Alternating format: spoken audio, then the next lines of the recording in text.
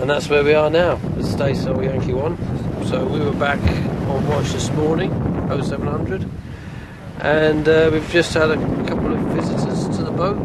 We think they're pilot whales, being very curious, coming up right alongside. You can hear the blowholes, and yeah, we're hoping for a good day. We're not sure whether we're out of the doldrums or not yet. The winds are still very light.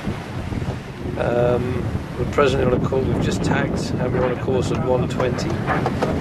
So we'll see what the next 2 or 3 hours bring.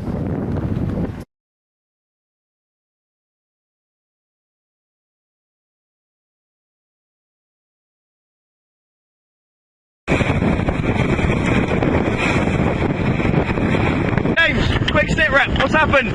Okay, so what's happened is we found ourselves in a storm, which has kind of appeared out of nowhere after lunch. And we put in 2 reefs, not at the same time, just to make it more difficult. We flaked a Yankee 1, that's the biggest one. We have ridden some quite large waves, and we're just about to drop the Yankee 2, so we can keep ourselves under control.